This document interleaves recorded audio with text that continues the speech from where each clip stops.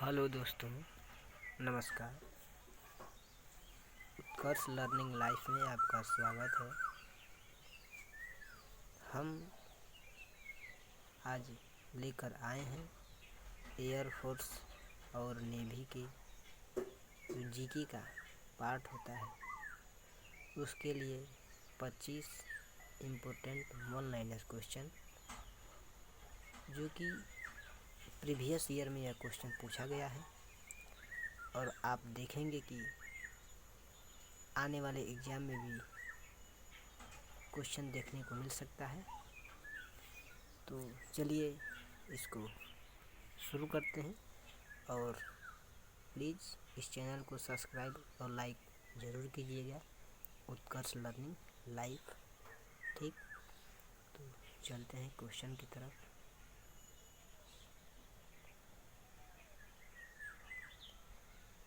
पहला क्वेश्चन है, सबसे बड़ी ग्रंथि कौन है?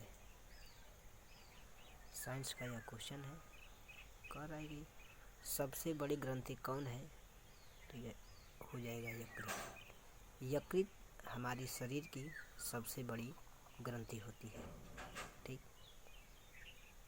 दूसरा क्वेश्चन, मौलिक अधिकार किस भाग में है? तो जो मौलिक अधिकार है वह है आपका भाग 3 में है। इस तरह से इसका आंसर होगा मौलिक अधिकार भाग 3 में है। विटामिन ए का रासायनिक नाम क्या है? तो विटामिन ए का रासायनिक नाम रेटिनॉल है। चलिए, गुलाम वंश का संस्थापक कौन था? तो जब आप हिस्ट्री पढ़ेंगे तो उसमें क्रमवाइज वंश दिया रहता है। तो पहला वंश गुलाम वंश, तो गुलाम वंश का संस्थापक कुतुबुद्दीन ऐबक थे। गुलाम वंश का संस्थापक कुतुबुद्दीन ऐबक। 5 नंबर, सबसे बड़ा ग्रह कौन सा है? जब आप सौरमंडल की बात करेंगे तो उसमें सबसे बड़े ग्रह की बात कर रहा है कि सबसे बड़ा ग्रह कौन सा है, तो सबसे बड़ा ग्रह बृहस्पति होता है। चलिए आगे देखते हैं। और आप जानते हैं कि जो नेवी और एयरफोर्स का ये जो जीके वाला पोर्शन होता है उसमें राज्य, राजधानी, देश, मुद्रा, ऐसा मतलब हर शिफ्ट में क्वेश्चन आता ही आता है। तो उसी से रिलेटेड क्वेश्चन है कि मॉरिशस की मुद्रा क्या है? मॉरिशस की मुद्रा रुपया होता है। ठीक, पर्यावरण दिवस कब मनाया जाता है? उसमें डेज से भी क्वेश्चन 100% पूछा जाता है। तो पर्यावरण दिवस कब मनाया जाता है? तो पर्यावरण दिवस 5 जून को मनाया जाता है। यहाँ पर एक 8 नंबर क्वेश्चन छूट गया है। यहाँ पर है कि चीन का ना चीन का राष्ट्रीय खेल, चीन का राष्ट्रीय खेल क्या है? तो चीन का राष्ट्रीय खेल टेबल टेनिस होता है। जैसे भारत का हॉकी है, पाकिस्तान का हॉकी है, उसी तरह चीन का राष्ट्रीय खेल टेबल टेनिस होता है। आगे देखते हैं। तो चेकमेट ना, चेकमेट और स्लेटमेट का संबंध किस खेल से है? चेकमेट और स्लेटमेट का संबंध किस खेल से है? तो शतरंज खेल से चेकमेट और स्लेटमेट का संबंध होता है। क्वेश्चन नंबर 10, भारतीय अंतरिक्ष अनुसंधान संगठन इसरो का मुख्यालय कहाँ है? भारतीय अंतरिक्ष अनुसंधान संगठन या अंतरिक्ष अनुसंधान से संबंधित है और इसका मुख्यालय बंगलुरु में पड़ता है। वंदे मातरम लिया गया है, जो आप जानते हैं कि हमारा राष्ट्रीय गान नहीं सॉरी राष्ट्रीय गीत, जो राष्ट्रीय गीत है भारत का वो है वंदे मातरम। और जो वंदे मातरम है वह आनंद मठ, यह पुस्तक है, आनंद मठ से लिया गया है। और अगर इसके रचयिता की बात करें तो इसके रचयिता हो जाएंगे बंकिम चंद्र चटर्जी। आगे देखते हैं। क्वेश्चन नंबर 12, अभिज्ञान शकुंतलम किसकी रचना है? अभिज्ञान शकुंतलम किसकी रचना है? जो कि बुक और आथर से रिलेटेड क्वेश्चन आते रहते हैं एग्जाम में। तो कह रहा है कि अभिज्ञान शकुंतलम किसकी रचना है? तो अभिज्ञान शकुंतलम कालिदास की रचना है। क्वेश्चन नंबर 13, सबसे अधिक उपग्रह किस ग्रह का है? सबसे अधिक उपग्रह किस ग्रह का है? तो सबसे अधिक उपग्रह आपका होता है यहाँ पर शनि लिखने में छूट गया है तो इसको लिख लेते हैं शनि ग्रह। जो शनि ग्रह होता है उसका सबसे अधिक उपग्रह हो जाता है, क्योंकि इससे पहले बृहस्पति का था, लेकिन अब शनि का अधिक हो गया जो कि 82 हो गया है। 82 हो गया है। ठीक, चलिए, पृथ्वी के अंदर पिघला हुआ पदार्थ क्या कहलाता है?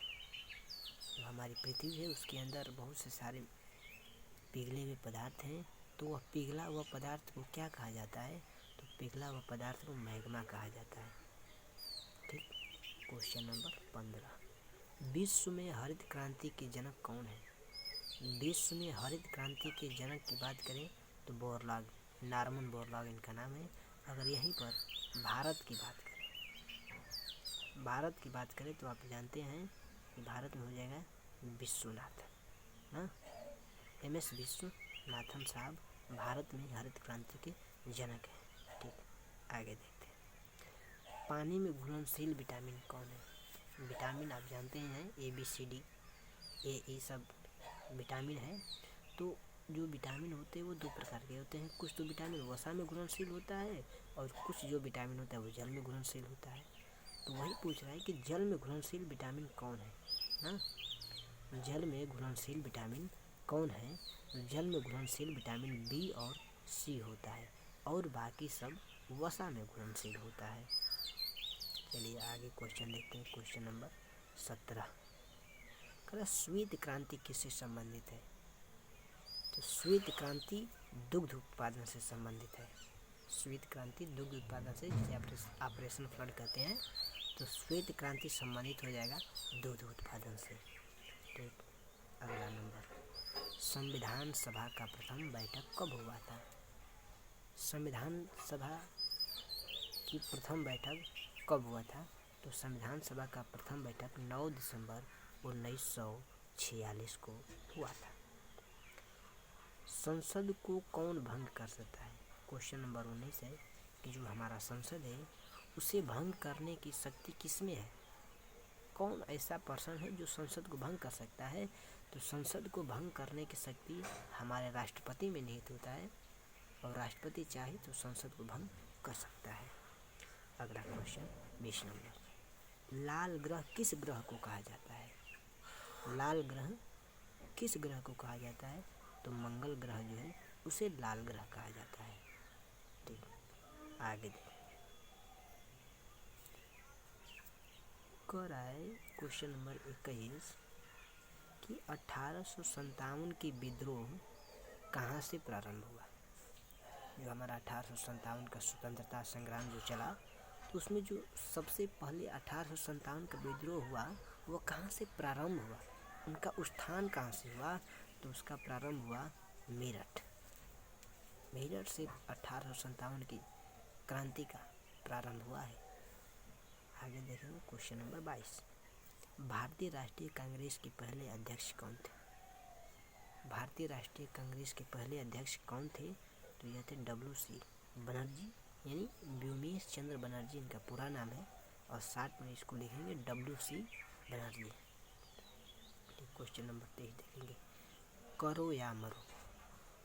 जब आज़ादी के लिए आंदोलन हो रहे थे तो उस समय नारे दिए जा रहे थे, तो उसी में नारा दिया गया कि करो या मरो, यानी कि अब करो या मरो का समय आ गया है। तो करो या मरो का नारा किसने दिया? करो या मरो का नारा MK गांधी यानी महात्मा गांधी ने दिया है। आगे देखेंगे, करें कि सर्वाधिक लिंगानुपात क्वेश्चन नंबर 24 दिया है कि सर्वाधिक लिंगानुपात किस राज्य का है? तो सर्वाधिक लिंगानुपात की बात करें तो केरल राज्य का सर्वाधिक लिंगानुपात है। गीत गोविंद की रचयिता कौन है? फिर आ गया बुक एंड ऑथर से क्वेश्चन कि गीत गोविंद की रचयिता बहुत महत्वपूर्ण यह रचना है गीत गोविंद। तो आप याद कर लेना कि गीत गोविंद की रचना जयदेव साहब ने की है। तो गीत गोविंद की रचयिता हो जाएंगे जयदेव। ठीक, तो